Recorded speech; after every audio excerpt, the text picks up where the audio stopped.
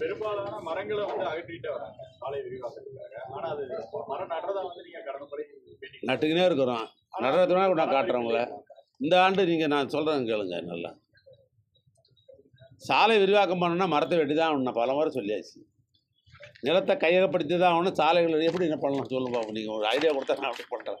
அதாவது ஒரு சாலைகள் ஏற்கனவே நீங்கள் பார்த்தீங்கன்னாக்கா ஒரு காலத்தில் வந்து 3.5 மீட்டர் சாலை, 5.5 மீட்டர் சாலை, 7 மீட்டர் சாலை, 10 மீட்டர் சாலை லெவலுக்கு தான் போச்சு.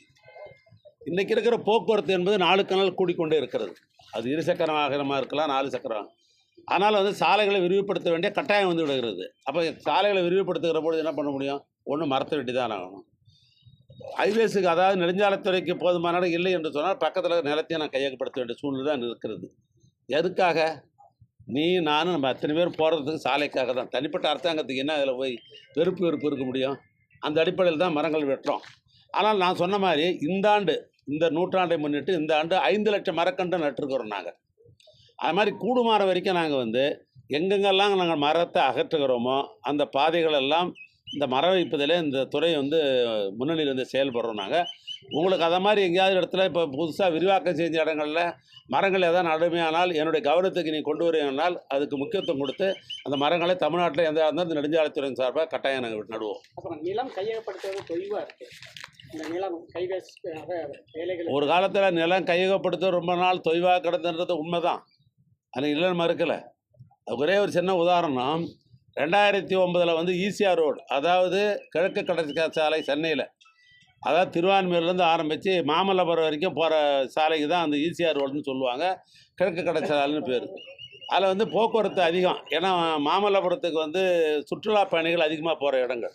2009 கலைஞர் அண்ணன் ஆட்சியில் இருக்கிற பொழுது நிலத்தை கையகப்படுத்த சொல்லி 10 கோடி ரூபாய் பணம் ஒதுக்கினார். அன்றைய தேதியில் 10 கோடி ரூபா பணம் ஒதுக்கினார். ஆனால் அதை பற்றியே ஒன்றும் 10 வருஷமாக ஒன்றுமே கண்டுக்கல. இப்போ நான் வந்த உடனேயே அந்த கோப்புகள்லாம் தட்டி எடுத்து அதை கையகப்படுத்தணும்னு சொல்லி வருவாய்த்துறைக்கு நாங்கள் அனுப்பும் போது மதிப்பீடு எவ்வளோ போட்டிருக்காங்க தெரியுமா? 1010 கோடி.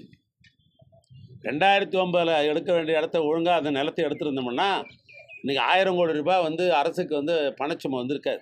ஆனாலும் இப்பொழுது முதலமைச்சர் அதுக்கு பணம் ஒதுக்கி கொடுத்துட்டார்.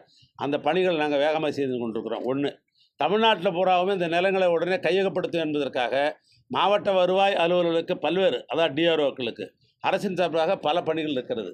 அதாவது குறைந்த அளவில் எங்கெல்லாம் நிலம் எடுக்கிற பணிகள் இருந்தால் ரெகுலர் டிஆர்ஓ வச்சு எடுத்துக்கிறோம் நாங்கள். அதே நேரத்தில் அதிகமான நிலங்கள் எடுக்க வேண்டிய பகுதிகளுக்கு தமிழ்நாட்டை பொறுத்தளவுக்கு முதலமைச்சர் அவர்கள் 5 டிஆர்ஓக்களை தனியாக கொடுத்துருக்குறாங்க. எங்கெங்கெல்லாம் அதிகமாக நிலம் கையகப்படுத்த வேண்டிய நிலையில் இருக்கிறதோ அங்கெல்லாம் ஸ்பெஷல் டிஆர்ஓ வச்சு கையக இடத்துல நாங்கள் முன்னுரிமை அளிக்கிறோம்.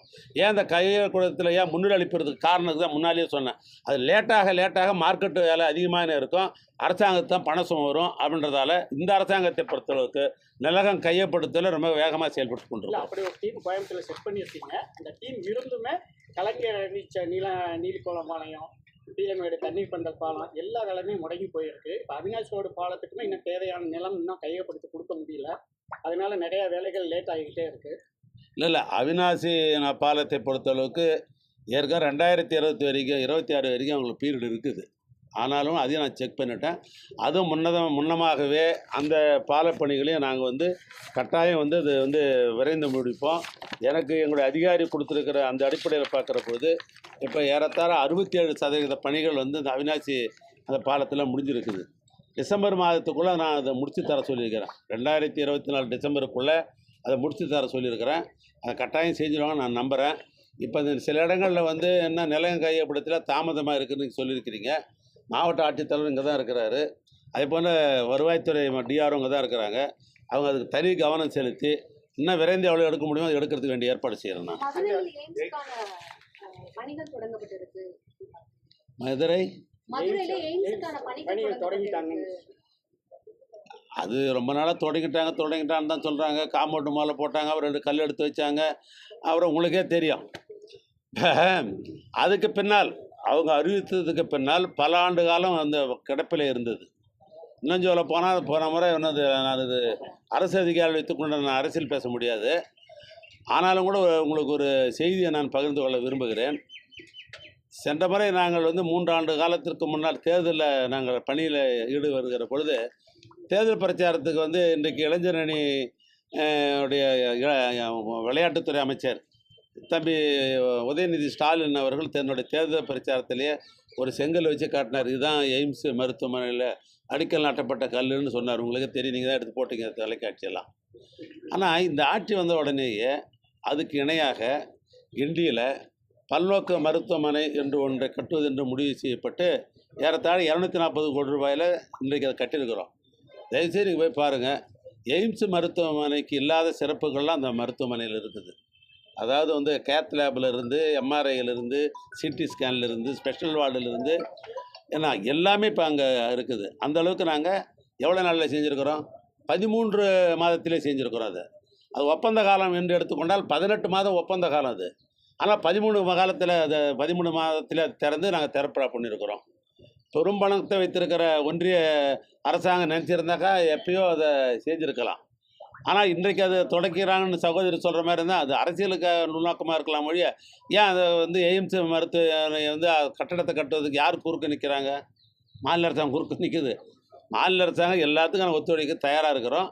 ஆனால் வந்து அது ஒரு காணல் நீராகத்தான் இருந்து கொண்டிருக்கிறது.